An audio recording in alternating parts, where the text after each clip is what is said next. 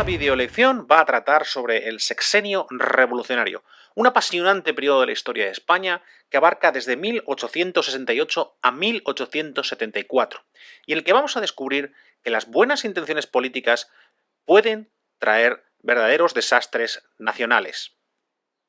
Durante el sexenio revolucionario se aplicaron en España casi todas las formas políticas que habían aparecido en Europa durante el siglo XIX. Tuvimos una monarquía parlamentaria con sufragio universal. Tuvimos una república de tipo centralista al estilo francés. Se intentó una república federal al estilo americano. Y algunos republicanos se rebelaron para conseguir una república de tipo cantonal al estilo suizo. En algunas regiones volvió el antiguo régimen, las regiones controladas por los carlistas. Llegaron también durante esta época las primeras formas organizadas de movimiento obrero a partir de las ideologías que se estaban generando en la segunda mitad del siglo. Y terminando el periodo con una dictadura de casi un año. Todo esto en un ambiente de crisis, de inestabilidad y de caos que acabó provocando que en determinados momentos hubiese hasta 3 guerras civiles activas en España. En un determinado momento estaba la guerra de independencia de Cuba, la tercera guerra carlista y la guerra cantonal entre los republicanos federales y los republicanos cantonalistas. ¿Quién hubiera podido sospechar esto cuando en septiembre de 1868 los españoles se lanzaron a las calles para celebrar que habían echado a Isabel II con el éxito de la Revolución Gloriosa?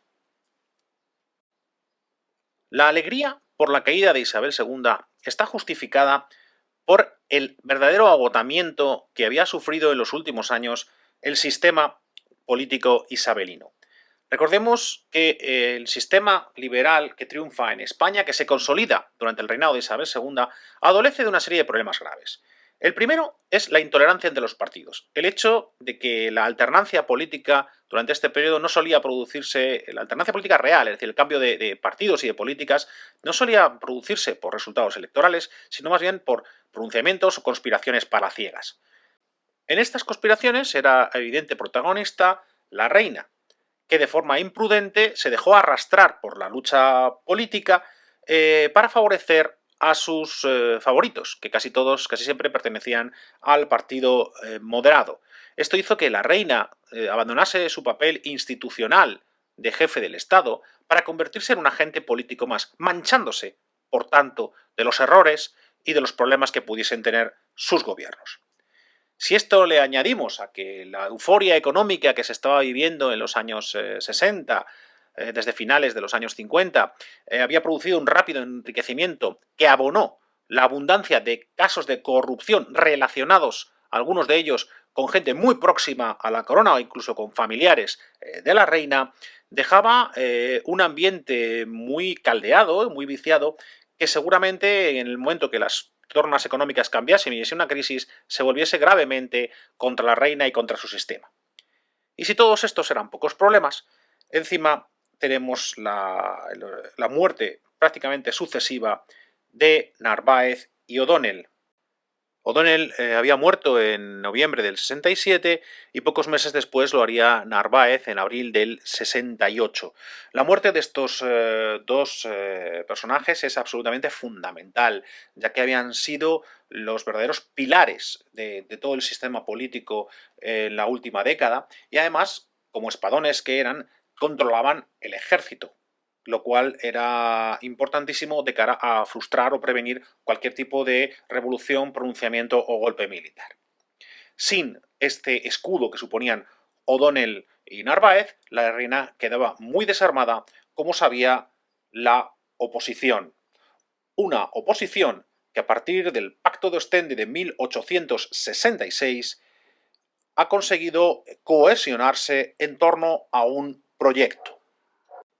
En el Pacto de Ostende del año 66, la oposición formada por los progresistas de Prim, los demócratas de Castelar y los unionistas de Serrano consiguen un programa común, un programa de mínimos, en el cual se establece que habrá que montar una monarquía parlamentaria con un rey nuevo, es decir, que no solamente quieren derribar el gobierno, sino que quieren derribar el sistema. Piensan que gran parte de los problemas políticos de España surgen de una dirección incapaz, la de la reina y la de la dinastía Borbón, y que por tanto cualquier cambio debe partir del derrocamiento de Isabel II.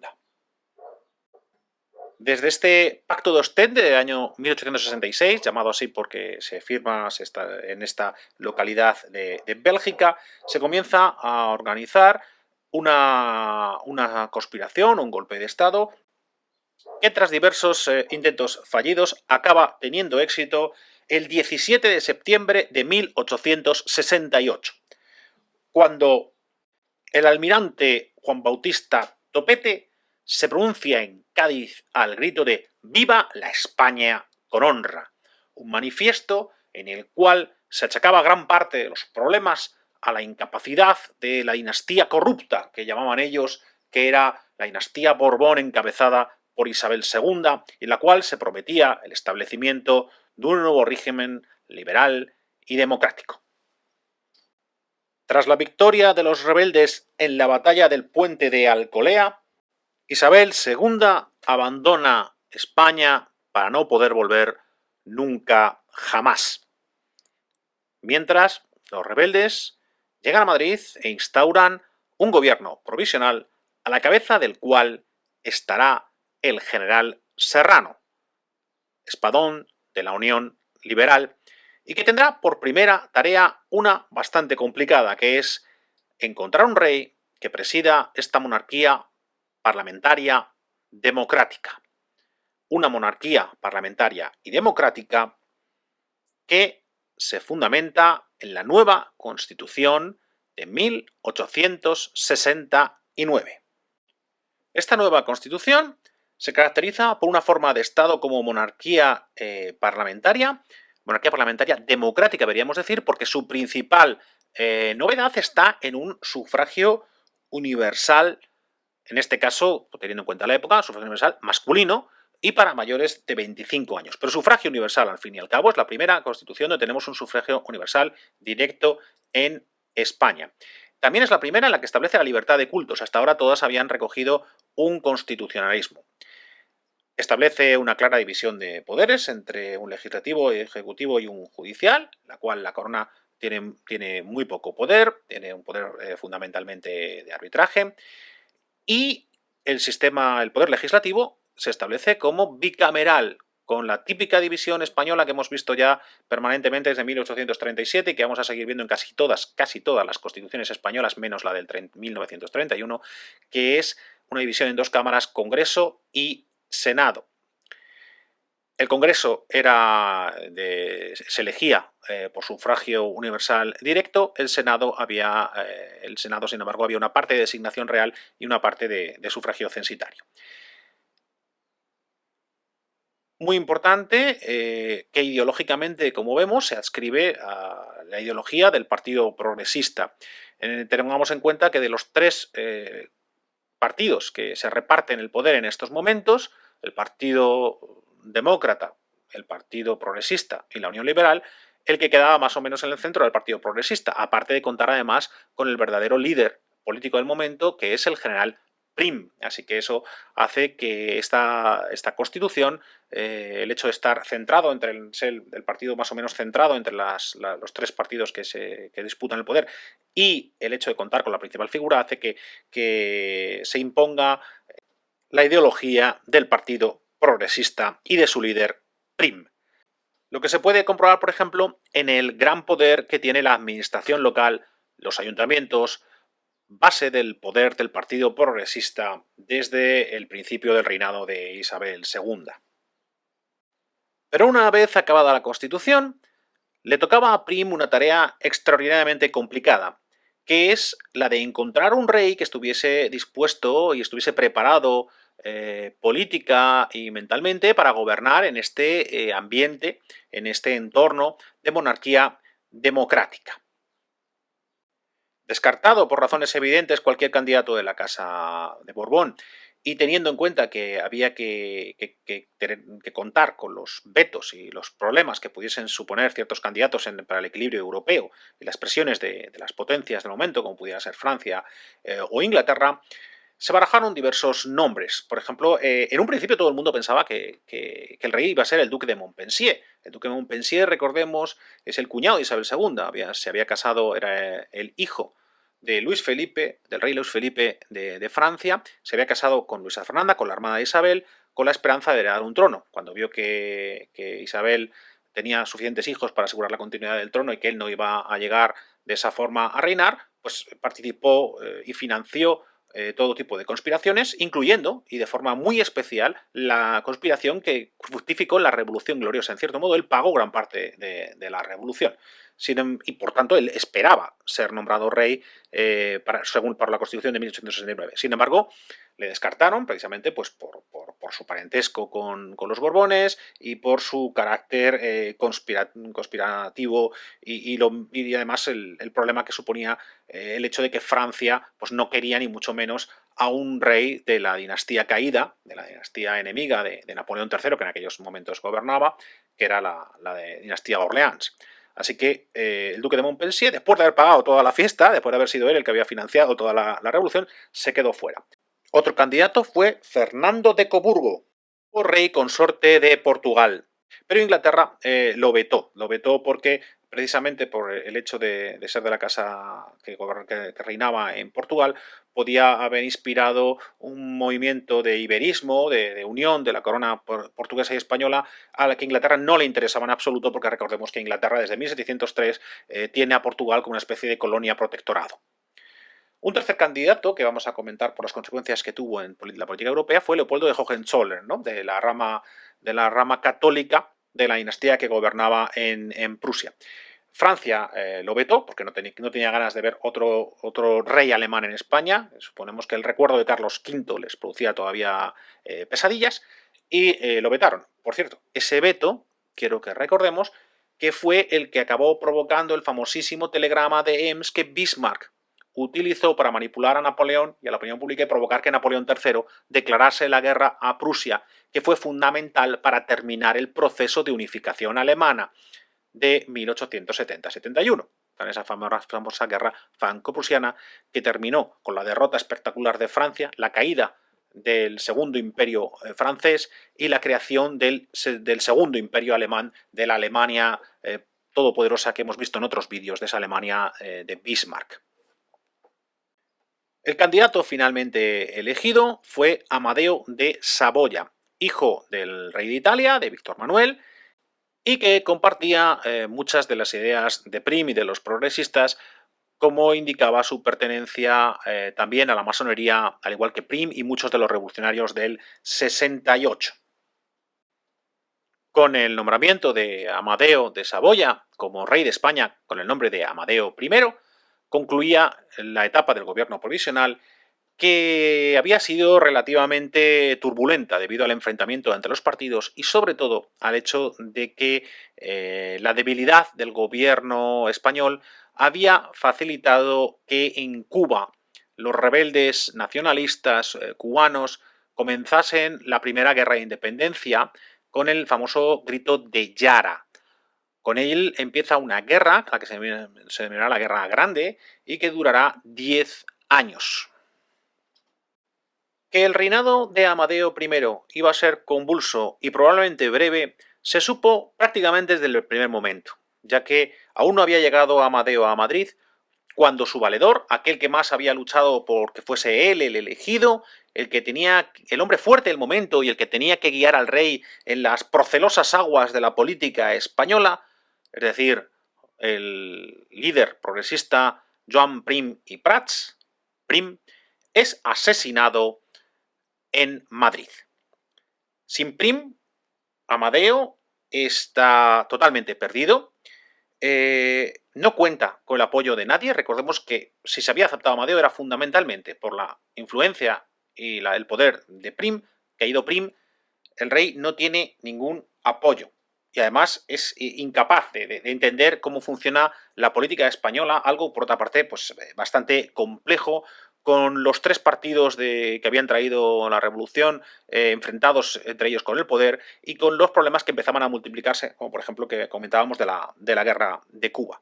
Ante la debilidad del rey, los partidos se crecen e intentan aprovecharse de ello para hacerse con el control.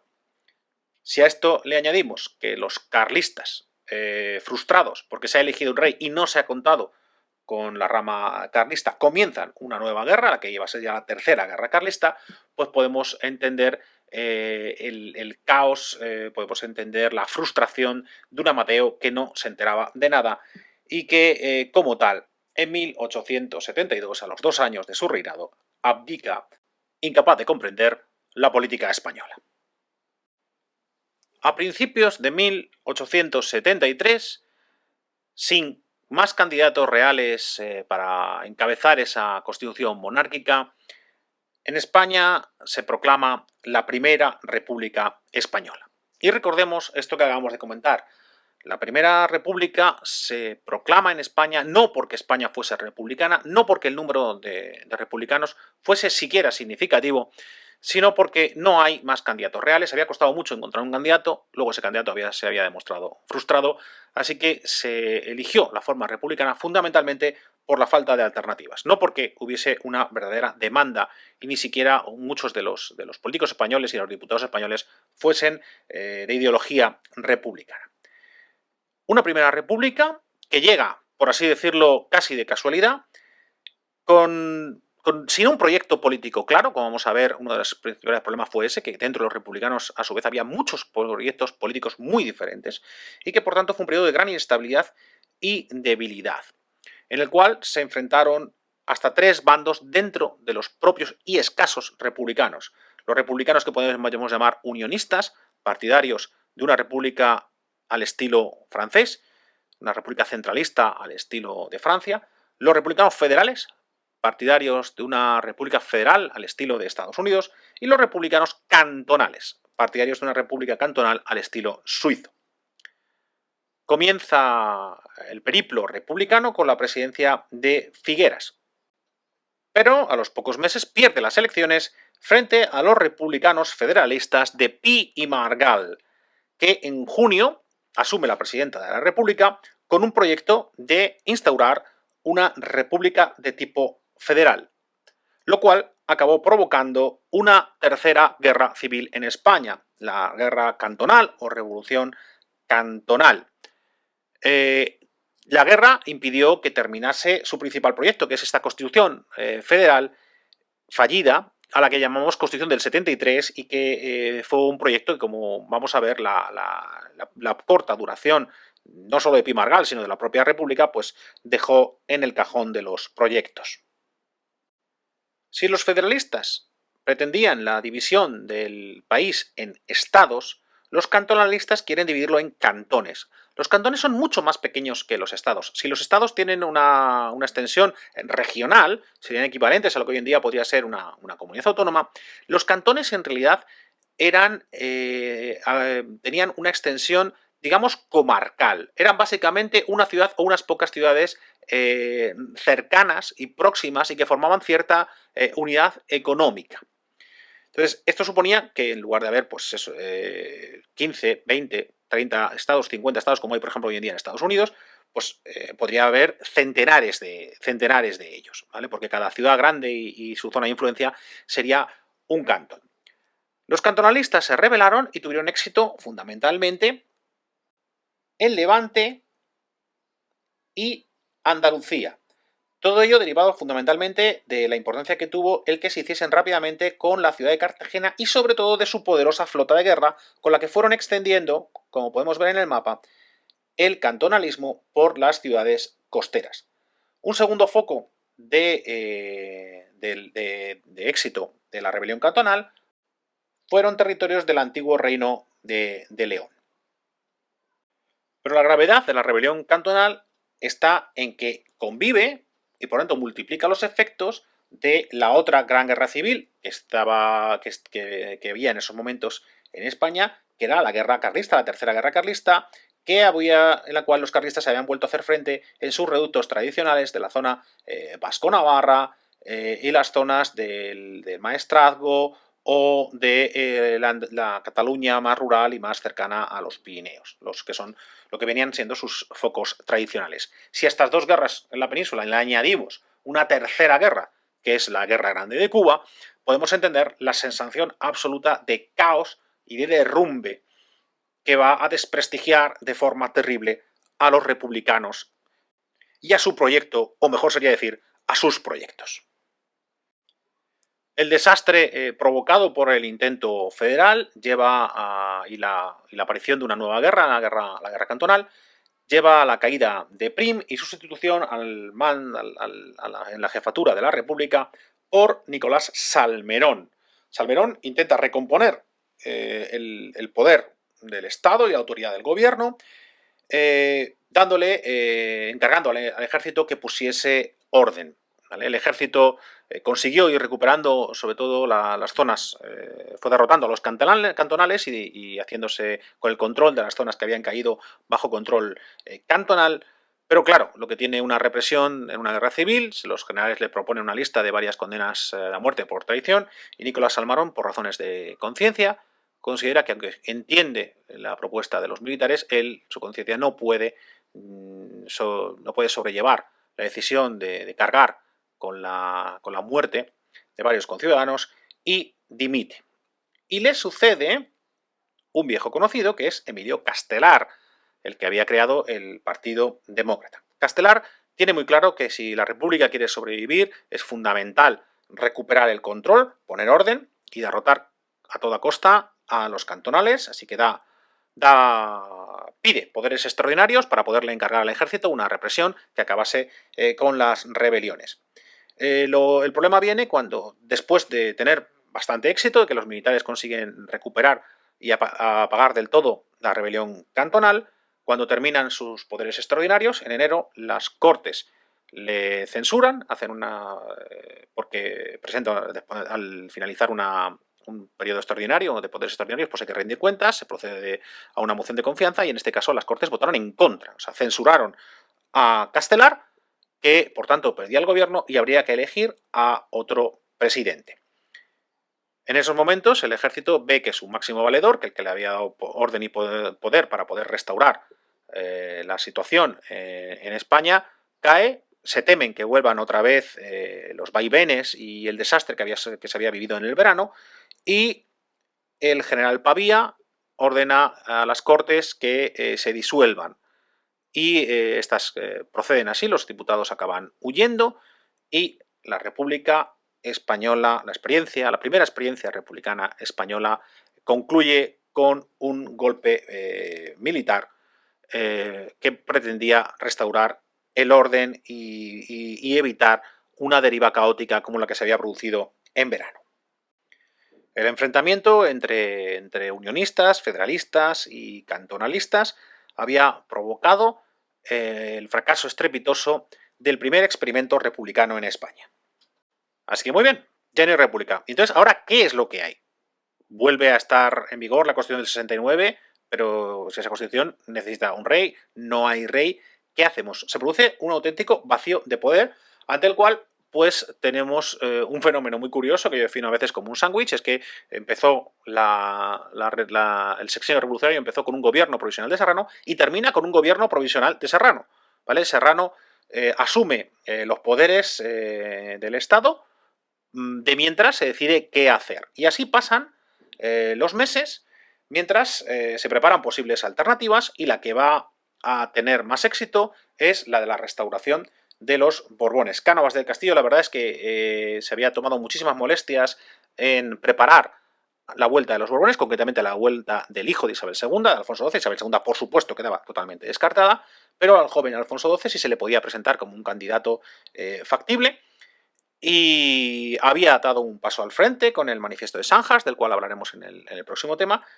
Y ante tal vacío de poder y ante tal situación bueno, ¿esto qué es? ¿Dónde estamos? ¿Qué es lo que hacemos? Pues finalmente uno de los generales más importantes del momento, el que había derrotado a los cantonalistas, Martínez Campos, se pronuncia en Sagunto y consigue que vuelvan los Borbones. Consiguen lo que es la restauración de los Borbones en la persona de Alfonso XII, cuyo reinado estudiaremos en el próximo tema.